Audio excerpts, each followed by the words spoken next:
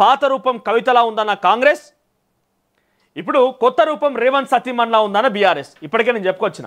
ఇక్కడ మీరు చూడండి మళ్ళొకసారి ఈ విగ్రహానికి సంబంధించి ఈ తెలంగాణ సూచే ప్రజలు పిచ్చోళ్ళిగా వీళ్ళంతా ఒకరిని ఒకరు నెప్పనెట్టుకొని చేయాలనా? కానీ ఒక్క విగ్రహం ఇక్కడ చాలా క్లియర్గా కొత్త విగ్రహంలో కాంగ్రెస్ పార్టీ ప్రభుత్వం ఒక ఆలోచన చేయాల్సింది ఏంటంటే, ఇప్పుడు ఉన్న పలంగా 2 రోజుల్లో ఏం చేయలేకపోవచ్చు నాకు తెలిసి. ఇవాళ ఆల్రెడీ అయిపోయింది, ఎల్లుండి ఆవిష్కరణ. కానీ ఒక నిజంగా చిత్తశుద్ధి ఉంటే చేయాల్సిన సిచ్యువేషన్ ఉంది. బతుకమ్మ అనేది తెలంగాణ రాష్ట్ర ప్రజానికం యొక్క ప్రతీక. బతుకమ్మ అంటేనే అతిపెద్ద పండుగ తెలంగాణ రాష్ట్రంలో. ఉత్తర భారతదేశం కానీ ఇంకేదైనా తెలియని వాళ్ళు కానీ తెలంగాణగానే మొట్టమొదటిగా గుర్తుకొచ్చేది బతుకమ్మ పండుగ. విదేశాల్లో కూడా పోయి అంతేందుకు మొన్నటికి మొన్న తెలంగాణ రాష్ట్రంలో కొత్త ప్రభుత్వం ఏర్పాటైన తర్వాత కూడా ఈ కొత్త ప్రభుత్వంలో కొంతమంది కాంగ్రెస్ పార్టీ నాయకురాళ్ళు, కాంగ్రెస్ పార్టీ మంత్రివర్గంలో పనిచేసే కొంతమంది మంత్రులు కూడా పోయి టెక్సాస్ లాంటి అమెరికా టెక్సాస్లలో అక్కడిక్కడ వాళ్ళు పోయి ఏం చేసి బతుకమ్మ పండుగలు ఆడిరు. బతుకమ్మలు అక్కడ కూడా కొలుచుకొని వచ్చిరు. మరి అక్కడ విదేశాలకు పోయి మన బతుకమ్మ కీర్తి అని అంటే మన దగ్గరే ఆ కీర్తి లేదు. విదేశాలకు పోయిన బతుకమ్మ కీర్తి, బతుకమ్మ యొక్క ఆదరణ, ఆ కొలిచేటువంటి తత్వం అక్కడికి చేరింది. కానీ మన వాళ్ళు మన బతుకమ్మను కించపరుచుకోవాలన్నా ఎక్కడ ఈ బతుకమ్మ రూపం ఏది? ఈ బతుకమ్మ నిజంగానే అభయహస్తం ఆశీర్వాదం అంటున్నారు. అభయహస్తం ఆశీర్వాదం, ఇప్పుడు ఇక్కడ ఆశీర్వాదం లేదన్నట్ట, ఆశీర్వదిస్తలేదు తల్లి అన్నట్ట. సరే మీరు అన్నట్టుగా రాచరిక పోకడులు ఉన్నాయి, దొర ఆనవాళ్ళు ఉన్నాయి, దొరసాని హావభావాలు ఉన్నాయి అక్కడ అని చెప్తున్నారు అనుకుందాం. ఈ తల్లి ఇక్కడ ఆశీర్వదించలేదన్నట్ట. ఇట్లుంటేనే ఆశీర్వాదమా? అనేక విగ్రహాలు ఉన్నాయి, అనేక రకాల దేవుళ్ళం మనం కొలుస్తున్నాం. ఎన్ని విగ్రహాలు, ఎన్ని ప్రతిరూపాలు ఇట్లా ఆశీర్వాదం సంబంధించిన సింబల్స్ ఉన్నాయండి. ఆశీర్వాదం ఇట్లా ఉంటేనే ఆశీర్వదించండి, లేకుంటే తల్లి ఆశీర్వదించినట్ట. ఇక్కడ చూస్తే మనం ఎడమ చేతిలో మొక్కజొన్న కంకులు, తర్వాత వరి కంకి, ఇదంతా కూడా ఎడమ చేతిలో కనబడుతున్నది. నిజంగానే ఈ ప్రభుత్వానికి కనుక చిత్తశుద్ధి ఉంటే సరే మీరు మార్పు తీసుకొచ్చి, ఇందాక మనం ఉస్మానియా విద్యార్థులతో మాట్లాడినప్పుడు కూడా ఆ ఉద్యమ పటిమ పోరాట స్ఫూర్తి లేదని చెప్తున్నారు కదా. మీరేమంటున్నారు? బహుజనవాదం. మీ ఇచ్చ మీరు ఒకటి పెట్టేసి ఇది బహుజనవాదం అంటే అయిపోద్దా? మీ ఇష్టానుసారంగా ఒకటి పెట్టేసి దానికి బహుజనవాదం అని పేరు పెట్టేంత మాత్రం బహుజనవాదం వస్తుందా? బహుజనవాదం పోరాట స్ఫూర్తి అన్నారు. ఇక్కడ చూస్తే సౌమ్యంగా ఒక అందమైనటువంటి ఒక రూపాన్ని తెలంగాణ తల్లి అందమైనటువంటి ఆ విగ్రహాన్ని తయారు చేసి బాగానే ఉన్నది. కానీ దాంట్లో ఆ పోరాట పటిమ స్ఫూర్తి అనేది కనబడతలేదు.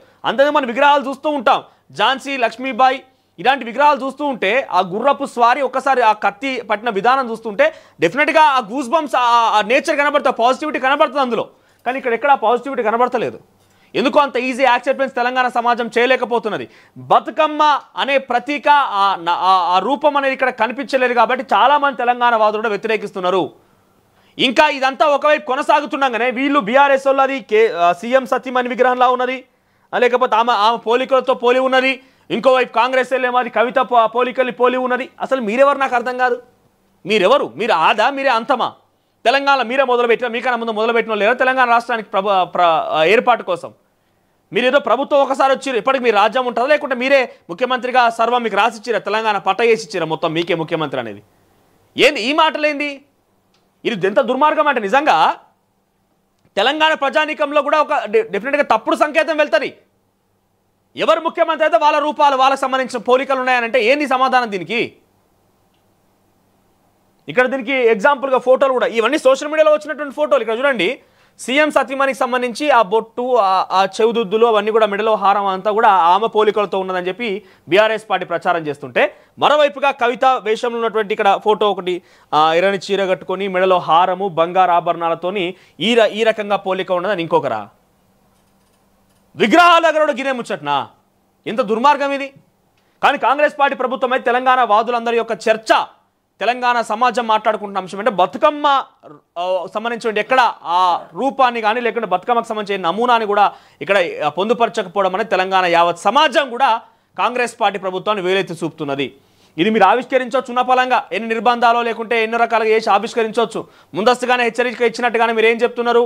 ఎవరు అడ్డొచ్చినా అరెస్ట్ చేస్తామని ఏదో పోలీస్ డే అని ఏర్పాటు చేసుకున్న దాంట్లో ముఖ్యమంత్రి రేవంత్ రెడ్డి మాట్లాడుకొస్తాడు. నిర్బంధించి చేయొచ్చు, కానీ ఇదంత ఈజీగా తెలంగాణ సమాజం యాక్సెప్ట్ చేయదు. ఇంకో విషయం ఏంటంటే తెలంగాణ రాష్ట్ర ప్రభుత్వము పక్కబంటి వీళ్ళు ముఖ్యమంత్రి ఏం చేసిండు, సలహాదారులను పెట్టుకున్నారు. ఈ సలహాదారులో ఎవరన్నా తెలంగాణ సెంటిమెంట్ గురించో, జయంతి వర్ధంతుల గురించో, తెలంగాణ సమాజం ఏం కోరుకుంటుందన్న అంశం గురించి అవగాహనలు ఎవరినొకరన్నారా అని తెలంగాణ సమాజం క్వశ్చన్ చేస్తున్నది.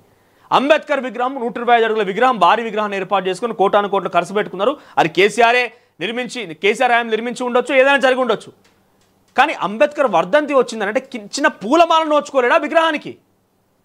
మీరు ఎక్కడుంటే అక్కడికి ఆ పటాలు వచ్చి ఆ పటాలకు నివాళులు అర్పించడం అంటే అయిపోద్దా? మీరు ఎక్కడుంటే అక్కడికి పటాలు రావాలనా? ఆ విగ్రహాల దగ్గర మీరు పోలేరా? ఒక దళిత డిప్యూటీ సీఎంగా ఉన్నటువంటి బట్టి విక్రమార్క కూడా ఇదే పద్ధతి పాల్గొన్నాడంటే, ఇదే పద్ధతిని పాటించిందంటే ఎట్లా చూడాలి? మీరున్న దగ్గరికే పటాలు వచ్చి ఆ పటాలకు అక్కడనే పూలమాల వేసి నివాళులు అర్పించిన డిప్యూటీ సీఎం సరిపోద్దా ఇక? అదే మీరు ఇందిరాగాంధీకో రాజీవ్ గాంధీకి అంటే మీ దగ్గరికి పిలుచుకుంటారా? మీ దగ్గరికి పటాలు తీసుకొని చేయదు, నీకు వస్తలేదా? ఎందుకు హంగుల ఆర్భాటాలు, ఆ పాలాభిషేకాలు, ఆ పూలాభిషేకాలు, ఈ వర్షాలు? సో డెఫినెట్గా కొంత సెన్సిటివ్ అంశాల విషయంలో కాంగ్రెస్ పార్టీ ప్రభుత్వం ఎందుకో తేలికపాటుగా తీసుకుంటున్నది. మీరు గమనిస్తే తెగువ, తెగింపు, ధైర్యం అన్నీ కూడా నింపినటువంటి రక్తాలు ఇవన్నీ తెలంగాణ బిడ్డలంటే. సో వీళ్ళకి ఏముంటుందంటే వీళ్ళకు రానడం తెలుసు, రానడం కూడా తెలుసు. రమ్మనంటే రా అని పిలవడం ఒకటైతే, రా అని ఎదిరించడం కూడా ఇంకోటి తెలుసు వాళ్ళకి. తెలంగాణ సమాజం మొత్తం కూడా 10 ఏళ్ళ ఉద్యమం చూసింది, తర్వాత 10 ఏళ్ళలో కేసీఆర్ పరిపాలన చూసింది. అందరు ఇప్పుడు చదువుకున్నోళ్ళే ఉన్నారు. క్షేత్రస్థాయిలో కూడా ఎవరైందనేది చాలా క్లియర్గా మంచాన పడ్డ ముసలమ్మ కూడా తెలుసు ఏం జరుగుతుందనేది. అంతటి స్థాయిలో అవగాహన పెంచుకుని తెలంగాణ ప్రభుత్వం, తెలంగాణ రాష్ట్ర ప్రజానికం మొత్తం కూడా. సో తేలికపాటి అంశాల మీద చిన్న కొట్టిపారేయచ్చు, కానీ అవి విషయాలు ఎంత ఇంపాక్ట్ చూపిస్తాయంటే తెలంగాణ ప్రజానికం పట్ల. నిన్న ఓ పెద్ద రోప్ వేసుకొని పోలీసులు అంబేద్కర్ విగ్రహం కూడా నిల్చున్నారు. ఏమిటి కోసం? ఎప్పుడు లేదు, నిన్నే ఎందుకు నిల్చున్నారు? మరి అనుమాన పడాలా వద్దా ఈ విషయాలపైన? రేవంత్ రెడ్డి ఇంటికాడు ఉంటే ఇంటికాడికి పటం వస్తుంది, ఒక మాల వేసి పూలు అర్పించి తర్వాత నివాళులు అర్పించమని చెప్తున్నాడు ఆయన. ఇది కాదు. కేసీఆర్కి మీకున్న తేడా ఏంటంటే ఆయన ఎట్లా గేమ్ ఆడాలి, ఎట్లా పిఆర్ స్టంట్ చేయాలి ఆయనకు తెలుసు బాగా. తప్పును కూడా తప్పు కాదు ఒప్పన్నప్పించేటువంటి వ్యక్తిత్వము, ఆ హావభావాలు అన్ని అవపోసాన పెట్టిన వ్యక్తి కేసీఆర్. మీరు ఒప్పు చేసి కూడా దాన్ని తప్పని నిరూపించుకునే రకంగా చేస్తున్నారు. ఆయన తప్పు చేసినా ఒప్పని రకంగా నిరూపించుకుంటే, ఆ తప్పు గారు ఒప్పని ప్రజలు నమ్మిస్తే, మీరు నిజంగా ఒప్పు చేసినా కరెక్ట్ చేసినా కూడా ప్రజలు మిమ్మల్ని నమ్మే పరిస్థితి లేదు. ఎందుకనంటే ఇంకో ఇటువంటి ఇష్యూస్ ఉన్నాయి. 55,000 కోట్ల రూపాయలు మేము ఖర్చు పెట్టినాం రైతాంగం గురించి అని చెప్పి పెద్ద ఎత్తున బ్యానర్ ఐటమ్లు రాసుకుంటారు, పెద్ద పెద్ద కథనాలు చూస్తున్నాము. మరి 55 కోట్లు ఖర్చు పెట్టిన వాళ్ళు క్షేత్రస్థాయిలో మంత్రులు పంపించి మీ సమస్య ఏందని ఒక ముచ్చట వాళ్ళని అడిగితే వాళ్ళు ఏం ముచ్చట చెప్తారో ప్రజల సమస్యలు తెలుసుకొని నిజంగా పరిష్కరిస్తామని హామీ ఇస్తే బాగుంటుంది. అది కాదని చెప్పి మీ మంత్రితో అడుక్కుంటారా అనిపిస్తారా?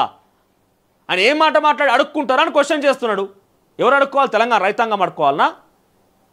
ఇట్లే ఎక్కువ తక్కువ చేస్తే మళ్ళీ వచ్చేసారి మీరు అడుక్కునే పరిస్థితికి వస్తుంది. ఏమని ఓట్లు ఏమని దండం పెట్టి దాచినాలు పెట్టి దండం పెట్టే పరిస్థితికి వస్తుంది. సో ఇటువంటి సెన్సిటివ్ అంశాలని, వర్ధంతి జయంతులని, కొంత తెలంగాణ సెంటిమెంట్కి సంబంధించిన అంశాలని జోడించకపోవడం తెలంగాణ రాష్ట్ర ప్రభుత్వం చేసిన అతిపెద్ద తప్పు. అడ్మినిస్ట్రేషన్ ఫెయిల్యూర్ ఒకటి.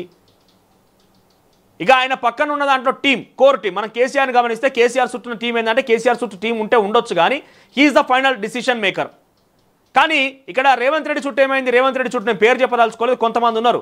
వాళ్ళకు తెలంగాణ కానీ, తెలంగాణ రాష్ట్రానికి కానీ, ఇంక్లూడింగ్ తెలంగాణ వాదానికి కానీ, తెలంగాణ రాష్ట్రానికి కానీ, తెలంగాణ ప్రజానికానికి కానీ, వాళ్ళ విషయాలకు కానీ ఎక్కడ కూడా కొంత ఎంటికంత సంబంధం కూడా లేదు.